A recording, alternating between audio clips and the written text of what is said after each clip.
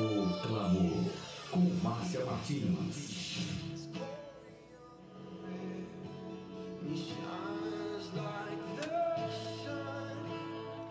Bom dia, queridos. A paz do Senhor Jesus satisfaz-nos pela manhã com teu amor leal, e todos os nossos dias cantaremos felizes. Salmo 90, versículo de número 14. De manhã, nós temos que tomar, sim, o nosso café da manhã, mas nós temos também que satisfazer a nossa alma, o nosso espírito com o amor leal do Senhor, buscar a face do Senhor logo cedo de manhã, e assim todos os nossos dias cantaremos felizes.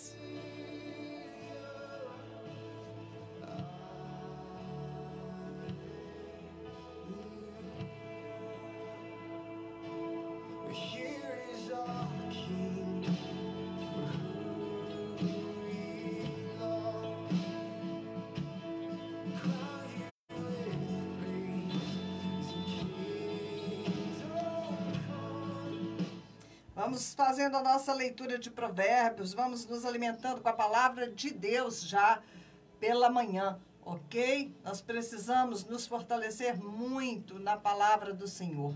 E nós estamos no capítulo 10 de Provérbios, a partir do verso de número 5. Aquele que faz a colheita no verão é filho sensato, mas aquele que dorme durante a ceifa é filho que causa vergonha. Olha bem, isso é Provérbios 10, 5. Nós estamos no tempo da colheita, no tempo de colher almas para o Senhor, no tempo de pregar o Evangelho, tempo de interceder para aqueles que ainda não são salvos, orar, pedir ao Senhor até que nós tenhamos uma chance, né, de pregar o Evangelho àqueles que ainda não ouviram. É tempo de colheita.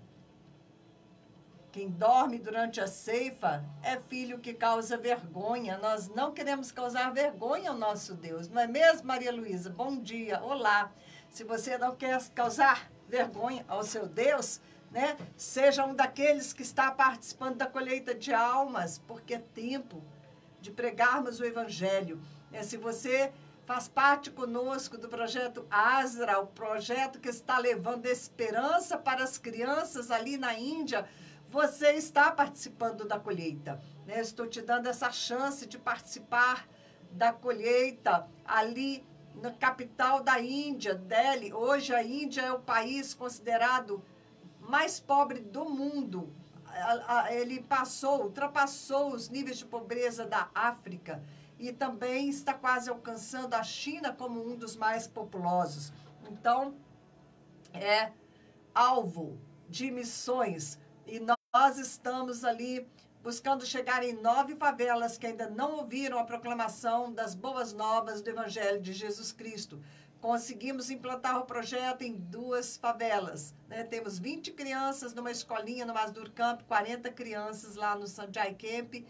E nós estamos indo em frente, porque você entendeu que é tempo de colheita e está contribuindo, né, para que os trabalhadores estejam lá fazendo a colheita. Nós estamos aí envolvidos com esta equipe lá na Índia. A equipe está trabalhando, Deus está abençoando de maneira gloriosa. As crianças, né, estão sendo salvas, suas famílias também. As crianças estão sendo batizadas com o Espírito Santo de Deus. E estamos ali. Eu convido você a participar conosco desse tempo de colheita, de fazer chegar o Evangelho ali onde só há trevas. Nós podemos entrar, ok? Desde que nós possamos somar forças. E eu te convido, então, a participar, a adotar uma criança do Projeto Esperança, do Projeto Asra. Adote uma criança que não tem ninguém por ela, né? E através da sua contribuição, nós podemos estar alcançando essas vidas e introduzindo o reino de Deus em meio a essas favelas, aonde as trevas campeiam, e nós podemos levar a vida de Deus. Agradeço a você que tem contribuído com o projeto E não se esqueça do dia de você depositar a sua oferta. E quanto a você que me ouve agora, que quer participar, eu vou te passar o meu WhatsApp, você anota e eu te mando o número da conta e você vai receber informações do projeto. Se apronte que eu já vou passar o número do meu WhatsApp. Bom dia, Adrifer Machado. Bom dia, que bom, você é nova aqui conosco no Facebook, não é isso? Muito bem. Meu WhatsApp é 32, o DDD de Juiz de Fora. 991959489. Repetindo, 32 991959489. Vai ser um prazer ter você adicionado no meu WhatsApp para que você possa estar, inclusive, orando pelo projeto. Amanhã, essa semana eu não orei pela criança, né, do projeto na terça, mas amanhã a pastora Mona vai estar trazendo uma criança para o salão da igreja dela e nós vamos poder interceder com aquela criança, conversar, orar, né, quem sabe até mesmo ter a alegria de ver mais uma criança batizada no Espírito, falando nas línguas dos céus. Então, nós vamos orar, né, pela manhã, talvez por volta aí de 10 horas da manhã, a pastora Mona já esteja conectada comigo no WhatsApp para ministrar esta criança. E se você quer fazer parte do corpo de intercessores que intercede conosco, né? Enquanto estamos ministrando, eu mando a foto da criança, mando as informações e você pode estar, mesmo que você está trabalhando, você pode estar orando em línguas, intercedendo para que Deus faça a obra na vida da criança que vai ser trazida amanhã para ser ministrada. Então, estamos aí abertos a isso. Se você deseja interceder durante as ministrações, é só você me falar, porque eu então vou te adicionar na minha lista de intercessores para que você acompanhe, né, e receba essas mensagens. Bom dia, Ivan Martins. Rakesh Paul. Good morning, Rakesh. How are you? Nice to see you here. Pastor Rakesh Paul, ele está lá na Índia. Eles me receberam por alguns meses, me parece que foram 2 meses, na casa deles, né, no estado de Jharkhand. E ele é um servo de Deus jovem, mas muito dinâmico, casado com uma missionária brasileira, Valdilene. Um abraço, Valdilene. Eu quero agradecer, né, de público que vocês me hospedaram, né, por aquele tempo e Deus possa compensá-los mais e mais. Amém? Então, nós estávamos aqui em Provérbios antes que eu passasse a falar do projeto Asra, não é?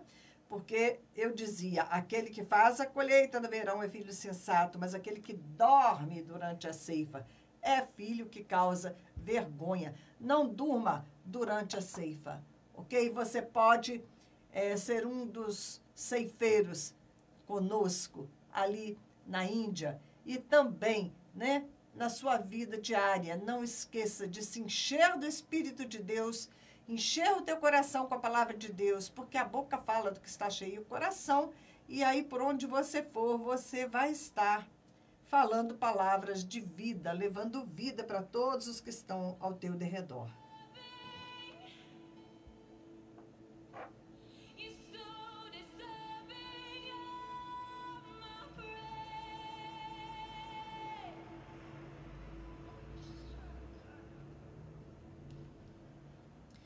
Mais um Provérbios para você. Nós estamos no capítulo 10, vamos ver o verso 6. As bênçãos coroam a cabeça dos justos, mas a boca dos ímpios abriga a violência. A memória deixada pelos justos será uma bênção, mas o nome dos ímpios apodrecerá. Os sábios de coração aceitam mandamentos, mas a boca do insensato o leva à ruína. Quem anda com integridade anda com segurança, mas quem segue veredas tortuosas será descoberto. Amém? Então, os sábios de coração aceitam mandamentos, né? Eles aceitam ser disciplinados, serem ensinados, têm coração ensinável, mas a boca do insensato leva à ruína, né? Tem gente que não tem controle da língua, não é? Fala o que vem à boca e vai colher, né? Vai colher o que está plantando.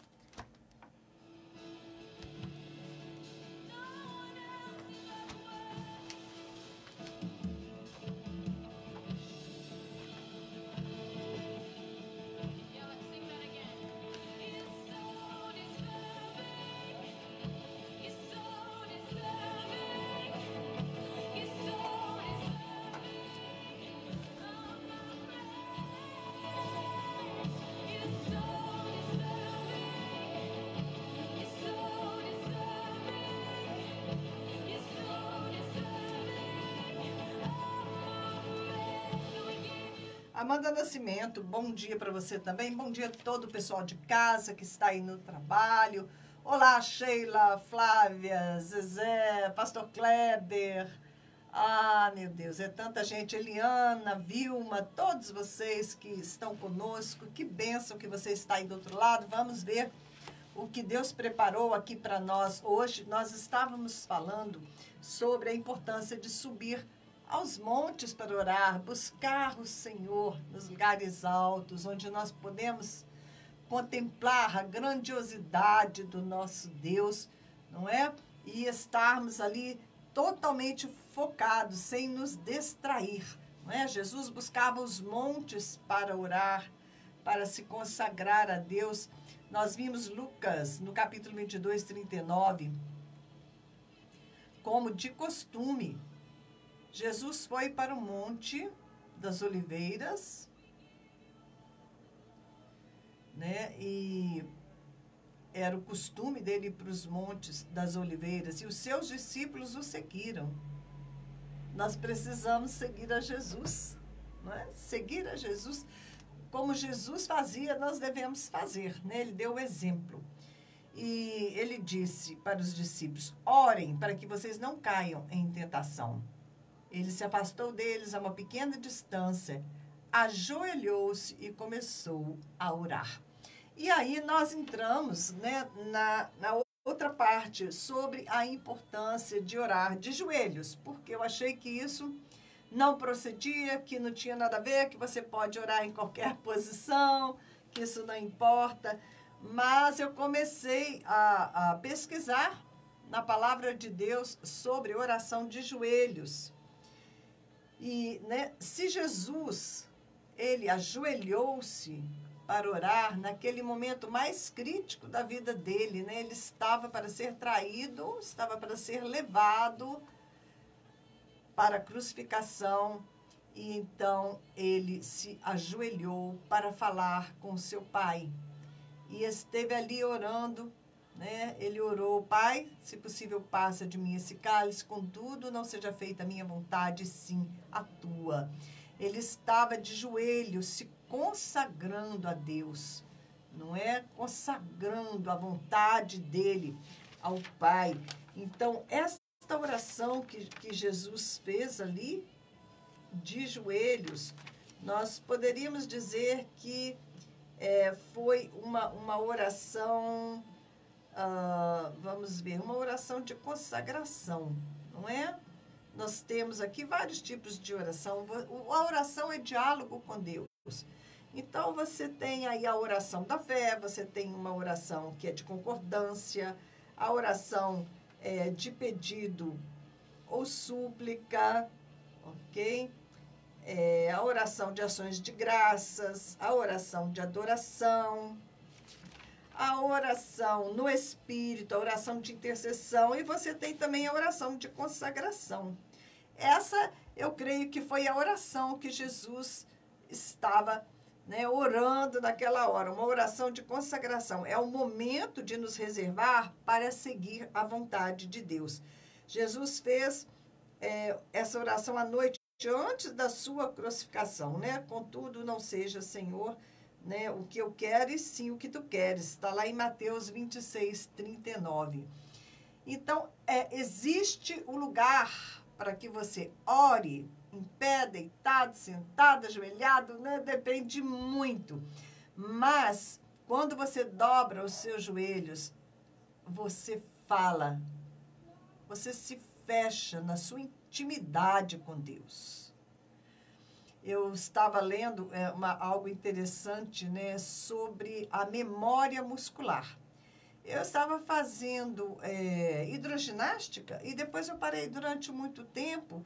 E eu sempre faço isso. Eu vou na hidroginástica um tempo, depois eu paro, depois eu volto, né? Porque depende de como está a minha vida, enfim. E aí, de uma das vezes em que eu voltei, a professora comentou comigo, né? Eu falei, nossa, eu voltei a fazer e eu, né, já melhorei a dor que eu estava sentindo, eu já comecei a emagrecer. Ela falou assim, bom, é porque você já tem uma memória muscular, porque você sempre faz exercícios. Então, mesmo que você pare, quando você volta, o corpo ele reage rapidamente, porque ele tem uma memória muscular, onde ele gravou, né, que você faz exercícios e que você fazendo exercícios, o corpo vai voltar àquela condição que ele tinha quando você fazia exercícios. Entenderam? Então, esta memória muscular, ela é algo importante. Quando você dobra os seus joelhos, tem um grupo de neurônios na sua cabeça que eles já registraram que esta posição de joelhos tem a ver com uma disposição mental que naquele momento... Ivan Martins, Paz, bom dia. Qual a cidade que eu estou transmitindo o programa, Ivan? Juiz de Fora, Minas Gerais. Bom dia, Tom Silvertis, ok? Bom dia, Tom. Bom dia, Ivan. Estou transmitindo de Juiz de Fora. Queridos, desculpa, eu cortei o que estava falando, mas o irmão me perguntou ali e me chamou a atenção. Então, veja bem, a memória muscular, quando você dobra os seus joelhos, você ativa esse grupo de neurônios que ele já registrou, já arquivou, que quando você ajoelha é porque você vai orar. Então, imediatamente, a tua mente, ela já entra, né, naquele modo, né? Opa, hora de eu me desligar de todas as preocupações, hora de focar em Deus, né? Tudo isso vem junto, ou seja, você já pega uma parte da coisa pronta. Quando você dobra os joelhos, você já não tem, né, que pegar, ter todo aquele trabalho de ordenar a sua mente, de focar a sua mente, de tirar os outros pensamentos dela, não é? Até que você chegue na concentração necessária para que você entre num modo mais profundo de oração, para que você entre no espírito de oração. Então, só isso já é o suficiente para você querer dobrar os joelhos. Dobrou os joelhos, né? O teu corpo, a tua mente, a tua alma, todo mundo já sabe, né? Ele vai se condicionar para orar. E isso facilita muito. Bom dia, Aparecido e Yolanda Carvalho. Bom dia, seja bem-vindo. Então, existe uma razão para todas as coisas. Isso é o que a gente sabe, né? E o que a gente não sabe. Então, orar de joelhos é algo interessante e uma prática, né, que a gente tem deixado de lado. Tem uma música engraçada, eu acho que é do Eliseu Gomes, que ele fala que o inimigo sabe, né, que o crente que dobra os joelhos, ele vai orar. E então, quando o crente se abaixa de joelhos, procurando o chinelo debaixo da cama, o inimigo já sai correndo. Olha que bênção! Até o inimigo, ele já sabe que quando você dobra os joelhos, a coisa não vai ficar boa, né, para o lado dele. E, então, é interessante, né, essa música, né? Porque o crente, quando dobra os joelhos, procurando chinelo, mas o inimigo já sai correndo, porque ele é um crente que ora de joelhos. Um dos apóstolos, Tiago, ele era conhecido como joelho de camelo. Quando ele morreu, eles foram ver os joelhos dele, eram assim porque o joelho de camelo, o camelo, né, quando ele para no deserto, ele ajoelha, né? Você vê que ele ajoelha. Então, quer dizer, na areia. Então, o camelo tem um joelho muito grande e cascorento, né? Assim era o joelho de Tiago, de tantas horas ele passava em oração de joelhos. Se Jesus estava de joelhos para se submeter à vontade de seu Pai, se Tiago, né, estava sempre de joelhos, acho que nós temos algo a aprender com isso, não é verdade? Então, lá em Esdras também nós vamos ver.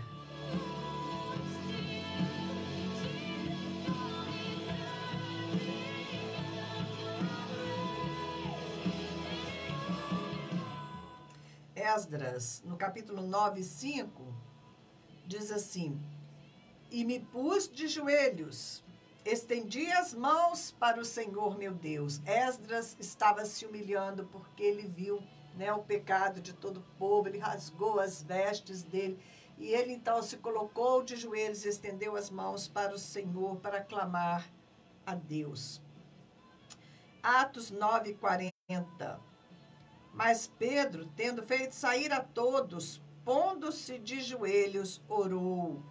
Aqui Pedro estava orando e de imediato ele ressuscitou Dorcas, que era uma costureira que estava morta, né? E ele ressuscitou ela, né? Então, antes, né, dele dar ordem para que ela voltasse à vida, ele se colocou de joelhos e orou. Bom dia, Elias. Seja bem-vindo. Atos 21, de 3 a 6, diz assim: ajoelhados na praia, oramos. Né? Então, aqui é Paulo, ele estava com muitas pessoas da igreja, que eu não sei se foi Éfeso ou foi outra ocasião.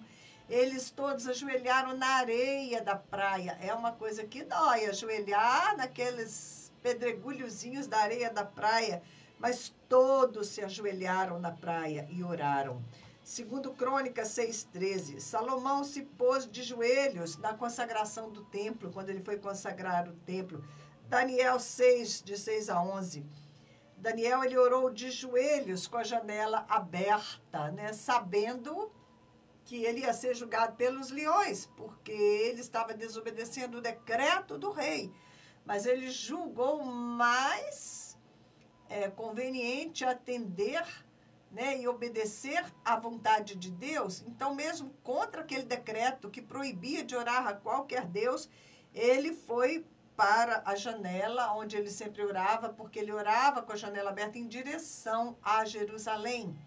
E ele, para que não tivessem dúvidas de que ele estava falando com Deus, que ele estava orando, falando com Yahvé, ele se colocou de joelho e orou.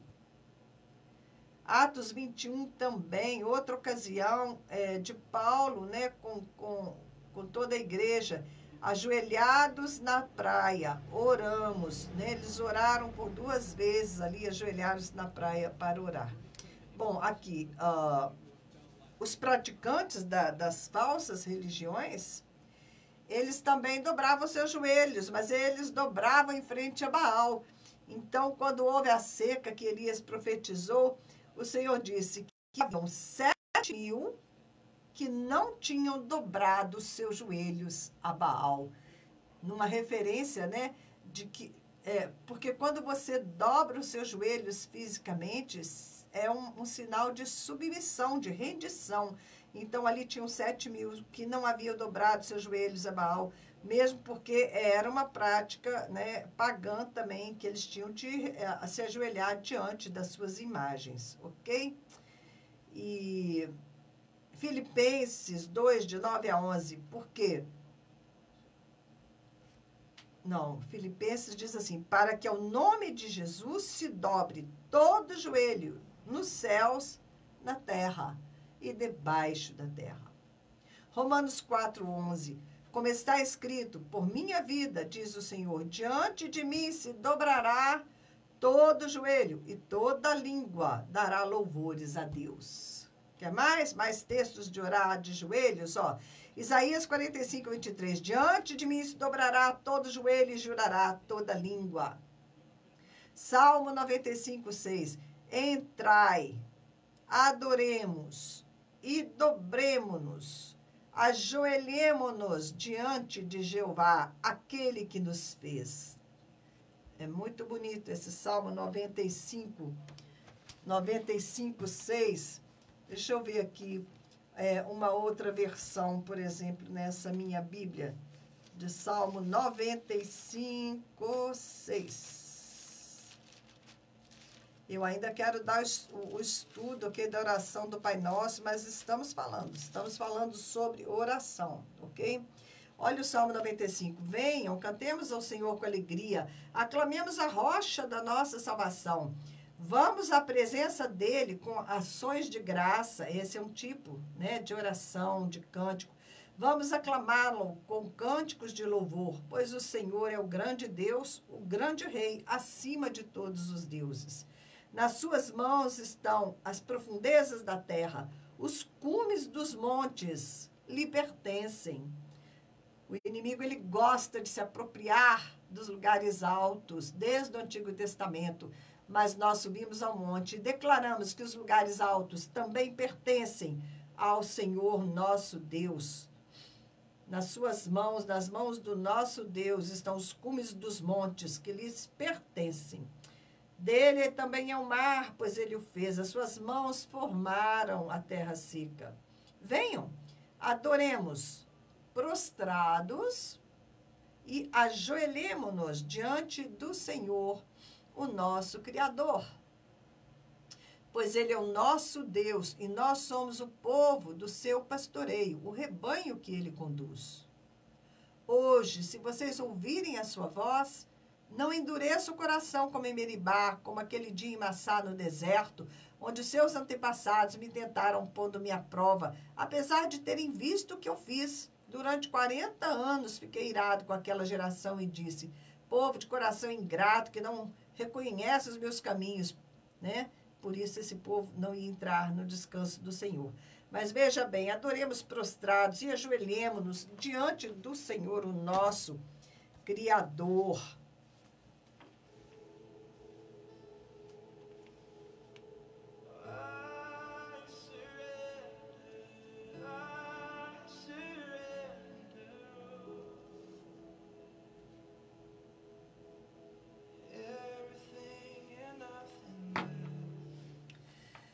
Mais um pouquinho sobre orar de joelhos. Em Atos 7, no verso 60, Estevão, né, estava sendo apedrejado e ele caiu de joelhos e bradou, Senhor, não os considere culpados deste pecado.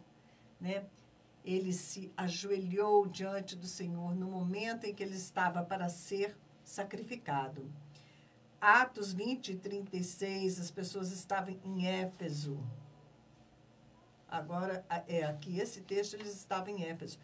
E Paulo, né, estava se despedindo da igreja, de todos os irmãos em Éfeso, e eles foram ao encontro dele, ajoelhou-se com todos eles e orou. Todos eles se ajoelharam. E Paulo orou com eles. Efésios 3, de 14 a 16, Paulo ora, por esta razão, ajoelho-me diante do Pai e oro para que ele os fortaleça. Ou seja, Paulo, ele tinha o hábito de orar de joelhos. Elias, quando subiu no Monte Carmelo, né, para gerar a chuva, ele dobrou-se até o chão e pôs o rosto entre os joelhos, como uma mulher que está, né, para dar a luz. Mas nesse caso aqui de Elias, eu não acredito que ele estivesse de joelhos, ele estava agachado, né? É outra posição. Bom, Timóteo, né? 1 Timóteo, capítulo 2:1, diz assim, antes de tudo, pois, exorto que se use a prática de súplicas, orações, intercessões, ações de graças em favor de todos os homens. Então, aqui em Tiago, nós vamos ter vários tipos de oração e depois nós vamos estar, então, compartilhando sobre esses vários tipos de oração. Porque eu estou falando em oração nesses dias? Porque nós precisamos dobrar os nossos joelhos, ir para o joelho e orar, né? Colocar o nariz no pó, nos humilhar diante do Senhor, inclusive nos humilhar como nação brasileira, nos humilhar como igreja brasileira, porque a igreja brasileira tem estado em grande pecado diante do Senhor. Quando eu ouço as notícias, né, de como os irmãos têm vivido, os irmãos que vão ao culto, que frequentam a igreja, de que maneira esses irmãos têm comparecido à presença do Senhor para adorar a Deus, é algo que te arrepia os cabelos todos, nem só os da cabeça, é de ficar de cabelo em pé. As pessoas, elas estão dentro das igrejas, mas em grande quantidade não estão salvas e não nasceram de novo. E nós precisamos clamar ao Senhor com relação à situação desta igreja. Porque, quer saber, os satanistas, eles nem estão tendo muito trabalho para derrubar os crentes, porque nem está precisando, eles já estão numa situação. Quantas pessoas amigadas, ajuntadas, né, praticando sexo fora do casamento e que vão para os cultos e levantam mãos para adorar o Senhor. Não são mãos santas que elas estão levantando. Eu estava aí ouvindo o testemunho de um pastor que até os 17 anos de idade ele era satanista, porque ele nasceu satanista, de uma família de satanistas. E é muito interessante, sabe, observar assim que a maioria desses satanistas de alta patente, eles servem a Satanás convencidos de que estão no caminho certo. É como a pessoa que faz parte de uma seita e ela não consegue enxergar que ela está numa seita, que ela está fazendo algo que não é verdadeiro. Quantos que nós temos, né, de outras religiões, e nós sabemos que a religião, ela só engana o homem. O religioso, ele não é uma pessoa salva, ele é apenas um religioso, ok? Quantas religiões no mundo e nenhuma delas salva, porque só Jesus Cristo salva, só um encontro pessoal teu com Jesus te salva. Se você não experimentou esse encontro pessoal com Jesus Cristo, você é apenas mais um religioso, ok? Então, esse pastor estava contando como é, né, que, por exemplo, um satanista, ele opera para fazer acontecer, né? Por exemplo, vou dar um exemplo para vocês. Tinha uma mulher muito rica e ela queria que o marido morresse para ela ficar com o amante. Mas ela queria que ele morresse sem levantar qualquer suspeita sobre ela. Então, ela foi e contratou o trabalho de um satanista. E ela pagou, na época, tipo 100 mil reais. Na época, o real valia muito. Vamos dizer assim que ela deu quase assim, 1 milhão por aquele trabalho. A mulher era rica mesmo, né? E ela pagou uma fortuna para que eles dessem um jeito de matar o marido dela. Então, como eles fizeram? Eles pegaram uma mulher bem bonita e aquela mulher seduziu aquele homem e fez com que ele adulterasse. Uma vez que ele cometeu o adultério, um demônio teve legalidade de entrar e possuir o corpo dele.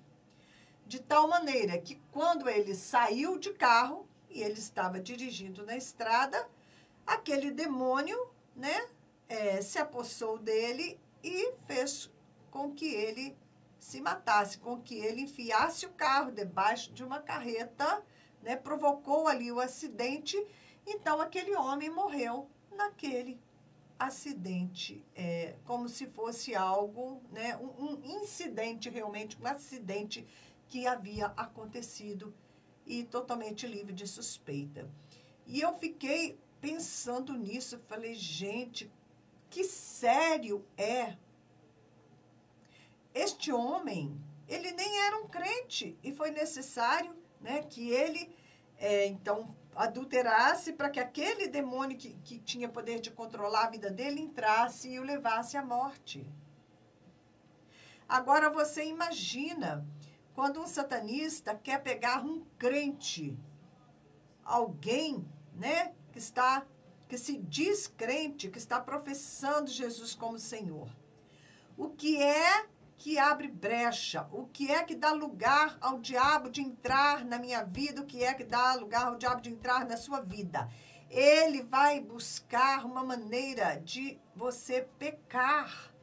Você tem que pecar. E quando você peca, você abre a porta e aqueles demônios vão entrar na sua vida. Especialmente o pecado na área sexual. Quando você tem uma relação sexual com uma outra pessoa, que não é o seu marido, que não é a sua esposa, você está abrindo a porta e convidando para que os demônios entrem e destruam a sua vida. E eles vão fazer isso com muita facilidade e muito prazer, ok? De cara, quando você se deita com uma prostituta, diz a palavra, você se torna um com ela. Todos os demônios que estavam na vida daquela pessoa que está praticando o sexo ilícito contigo, imediatamente eles vão passar para o seu corpo e vice-versa, ok? Então, os satanistas, eles têm uma parte da organização deles que são mulheres, que elas estão ali relacionando-se com homens para gerar crianças, e essas crianças já nascem consagradas para Satanás. E elas vão servir a Satanás até o dia em que eles decidem que ela vai ser oferecida como sacrifício a ele. E é algo tenebroso. A própria mãe, quando amamenta essa criança, ela fura o bico do seio para que a criança comece a amamentar leite e sangue, porque ela vai ser alimentada com sangue para que ela fique consagrada, né? E os demônios tenham livre acesso à vida daquela criança. É algo tenebroso, não é? Então, este pastor estava advertindo que aqui no Brasil a gente está acostumado a lidar, né? A Universal, né? Nem é um bom exemplo, né? Mas, assim, os crentes, de uma maneira geral, estão acostumados a expulsar demônio. Esses demônios de baixa patente, ok? Mas a igreja brasileira não entende nada de satanismo. Não está preparada para a guerra de alto nível. Não está preparada para se defender das estratégias satânicas. E o satanismo, ele já existe no Brasil e agora ele está ganhando força, está chegando com força, como lá nos Estados Unidos. As igrejas satânicas, elas já estão registradas pelo governo norte-americano e aceitas como um tipo de religião. Eles estão aceitos, né, oficializados nos Estados Unidos, a adoração a Satanás. E é a mesma coisa que eles querem fazer aqui no Brasil. Bom dia, Fausto Messa, Áurea Ceribelli. Bom dia a todos vocês que estão no Facebook comigo. Veja como isso é sério. A igreja brasileira, ela não está preparada e ela precisa se preparar, porque a guerra está subindo de nível. As trevas, elas estão com o tempo contado e elas estão julgando tudo, ok? E nós não podemos ficar distraídos, não é? E principalmente, a nossa arma maior de defesa é a nossa santidade. Nós precisamos estar em santidade diante do Senhor.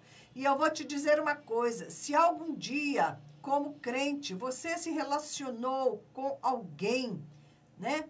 De maneira ilegal diante da palavra do Senhor, de maneira que Deus não aprova. Esses espíritos entraram no seu corpo e eles não saíram. E é preciso que você receba uma oração, se arrependa e que alguém expulse esses espíritos do seu corpo, porque eles estão aí, eles não saem se não forem expulsos, ok? Você tem que se desligar dessas pessoas com as quais você se envolveu e esses demônios têm que ser expulsos, porque eles ficam aguardando uma ocasião onde você se enfraqueça por algum motivo e eles vão fazer, então, com que você caia novamente, ok? Então, busque alguém que possa te ajudar com isso. Muito bem. Vejam bem, nós temos que ter a nossa armadura completa, o escudo da fé, não é? A couraça da justiça.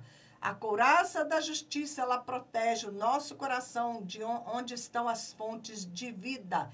Ela protege os nossos órgãos vitais, né?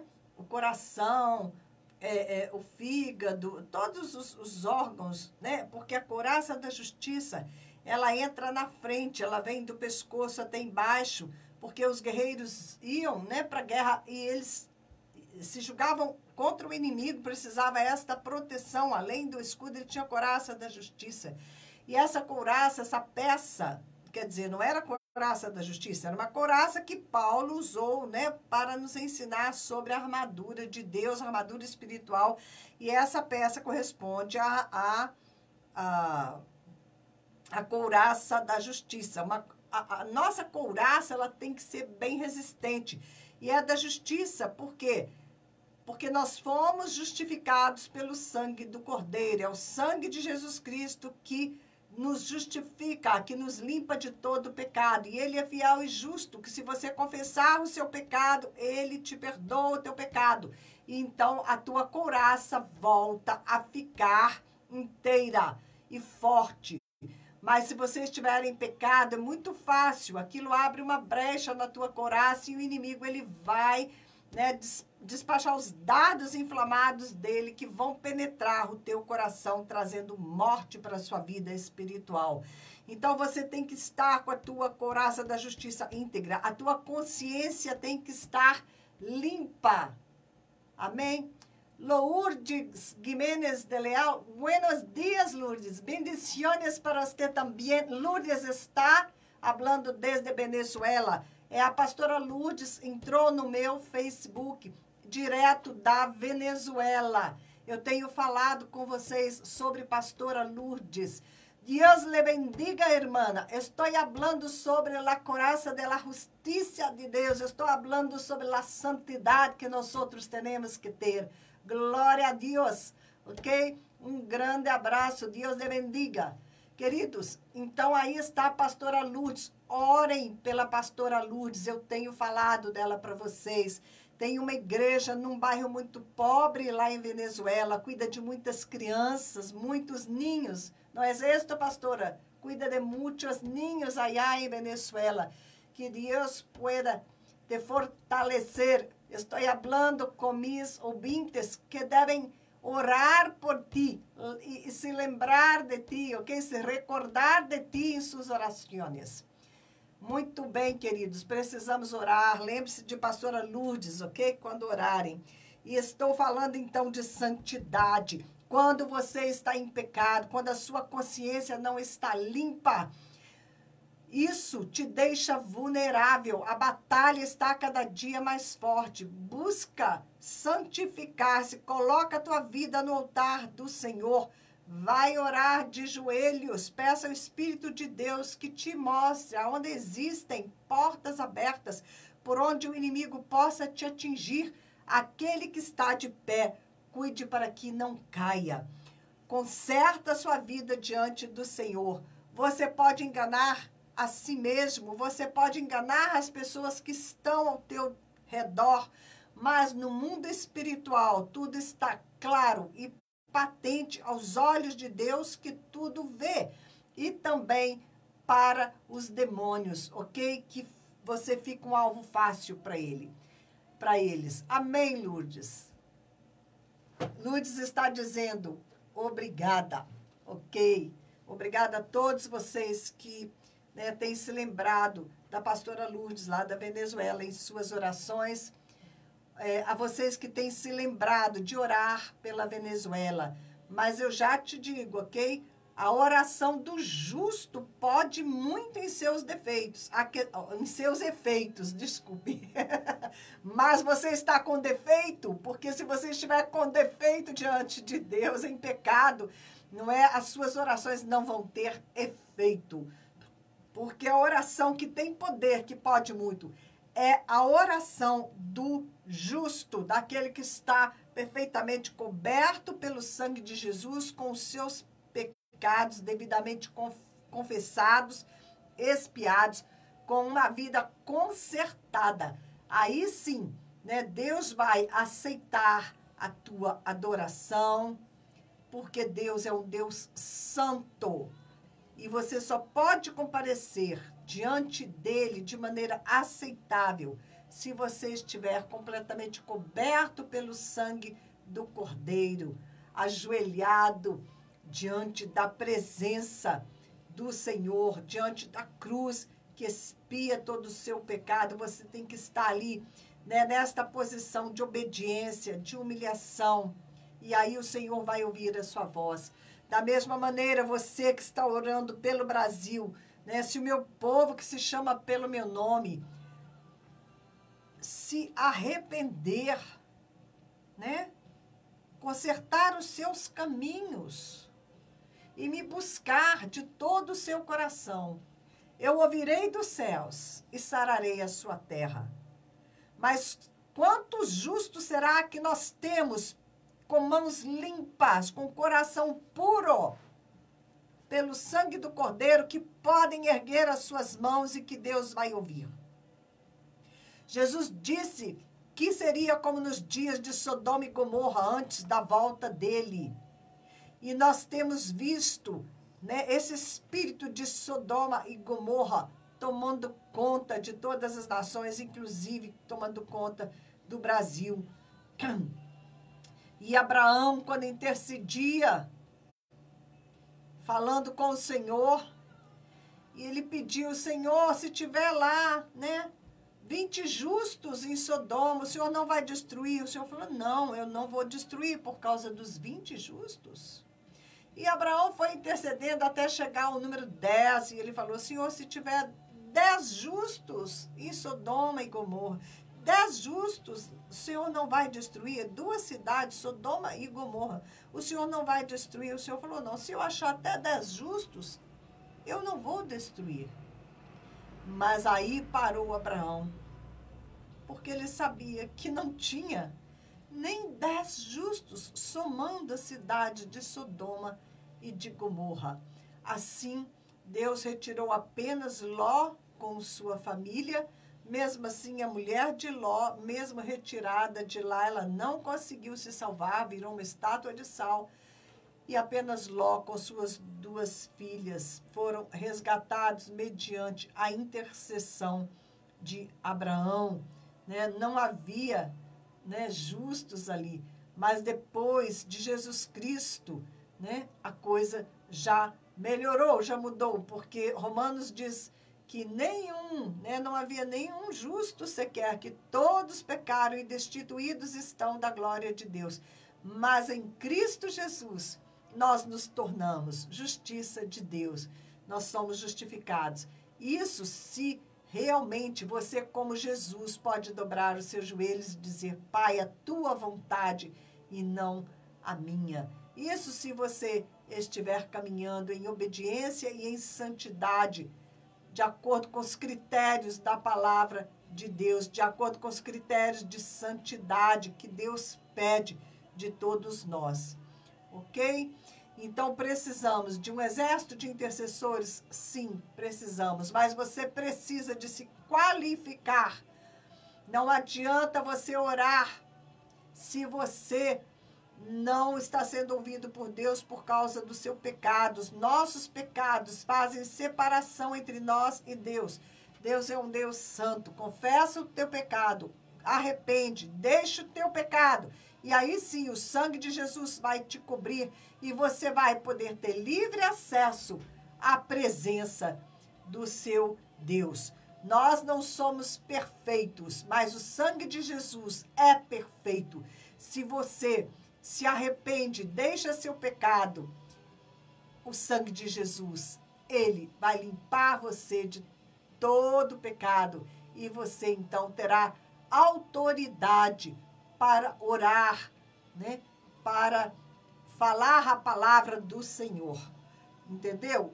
Você precisa desta autoridade. E você vai poder prevalecer contra os satanistas que estão, né, querendo tomar o poder. Nós sabemos de políticos satanistas que estão há quanto tempo no poder e se mantêm lá através de rituais satânicos. Chegou no meu WhatsApp que todo o povo, né, que invoca os espíritos das trevas, todo macumbeiro, todo o povo ligado ao lado das trevas, eles estão reunidos e eles se vestem de branco. É muito interessante que eles se vistam de branco, porque Satanás se faz passar por anjo de luz, não é? Então eles estão ali vestidinhos de branco, mas o coração está negro, eles servem as trevas. Que eles estão reunidos, invocando todos os demônios para que eles não percam seu poder na nação brasileira, para que eles possam continuar destruindo as crianças, né, com essa coisa da ideologia de gênero, com a legalização de aborto. É o deus Moloque, porque eles entregavam nas mãos de Moloque as crianças para morrerem queimadas vivas. Esse deus Moloque, ele tinha uma espécie de uma fornalha. Ali, eles colocavam a criança deitada na mão dele, a criança era cozida viva. Hoje, né, a palavra moleque deriva de Moloque. Nós não devemos chamar os nossos filhos de moleque, porque moleque tem a ver com Moloque, esse deus que pede a vida de crianças, o sacrifício de crianças. Por isso, tantas crianças estão sumindo. Ali no Rio de Janeiro, me mandaram fotos deles todos reunidos, né? E sacrifícios, especialmente de crianças, são feitos, né, para a renovação desses pactos com Satanás. Cuide da sua criança, não perca de vista nem por um instante. Não deixe sair com vizinhos, com amigos, com ninguém. Não deixe, porque aqueles que são satanistas, eles são astutos, eles se fazem passar por amigos. Não estou lançando pânico, não, mas do jeito que a coisa está, né, as crianças sendo raptadas, você não pode ir para um lugar público com a sua criança e se distrair dela. Não deixe a criança brincando sozinha no passeio de casa. Não pode mais, não pode mais. Mantenha as tuas crianças debaixo dos teus olhos, em lugar seguro. Elas são sua responsabilidade.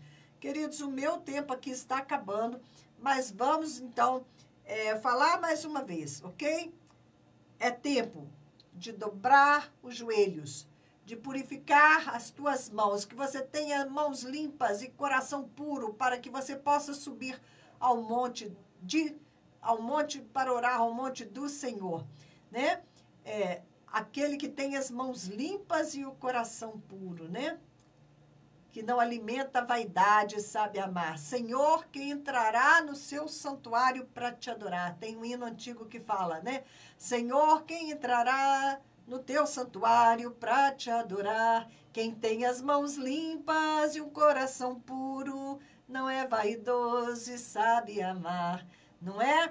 Então, veja como está a sua vida, querido. De Deus não se zomba, ok? Acerte as suas contas com Deus, vá para o joelho, peça perdão dos seus pecados, se consagre ao Senhor, busque fazer a vontade de Deus, para que você esteja a salvo nesses dias, né, de tanta turbulência e que vão piorar. Se você estiver assim na presença do Senhor, Ele vai te guardar em todos os seus caminhos e vai te usar como uma arma poderosa nas mãos do Senhor para livrar aqueles que precisam de livramento. Amém? Bom, A todos vocês que estão no Facebook, o meu bom dia. Nós já estamos ali com o último minutinho. Lembre-se de orar pelo Brasil. Não deixe que o dia passe sem você levantar a sua oração, nem que seja de uma frase. Senhor, abençoa o Brasil. Senhor, guarda a nossa nação. Defende a nossa nação, Senhor, daqueles que querem destruí-la. Faz do Brasil um luzeiro nesses dias de trevas, que o Senhor possa levantar a nossa nação como um reduto, Senhor, como um lugar onde as pessoas ainda possam ser abençoadas por Ti. Nós oramos, Pai, agradecemos por mais esta manhã de vida. Em nome de Jesus, fiquem abençoados. Amém? Bom dia, Simone. Fiquem na bênção.